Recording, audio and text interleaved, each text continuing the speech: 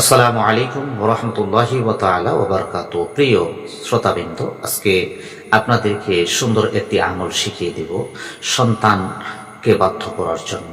অবাধ্য সন্তান, যে সকল মা এবং বোনেরা সন্তানকে নিয়ে খুব সমস্যার মধ্যে রয়েছেন, অবাধ্য সন্তান কোনোভাবেই বাবা মার কথা শুনতেছে না, কোনোভাবেই পড়াশোনায় মনোযোগ দেয় না, সেই সকল অবাধ্য সন্তানকে বাধ্য করার জন্য সুন্দর এবং কি পরীক্ষিত একটি আমল।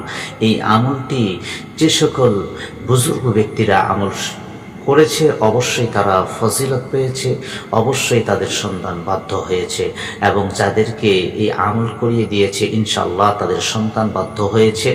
এই আমলটি আপনি কি করে করবেন? ছোট্ট একটি আল্লাহ পাকের নাম, এই নামটি এমনিভাবে আপনি সন্তানের কপালের মধ্যে অথবা মাথার মধ্যে হাতটা রেখে 21 বার ইয়া শাহিদু ইয়া শাহিদু ইয়া শাহিদু এই দোয়াটি করে এমনিভাবে একটা ফু দিয়ে এভাবে ছেড়ে দিবেন, ইনশাআল্লাহ আপনার সন্তান বাধ্য হবে।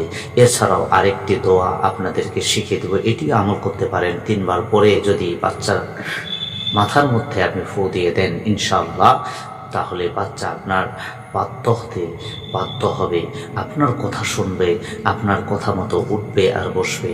এই দোয়াটি হলো এই, রব্বি আন্নি মুকিমাস সালাতি ওয়া মিন যুররিয়াতি রব্বানা ওয়া তাকাব্বাল দুআ।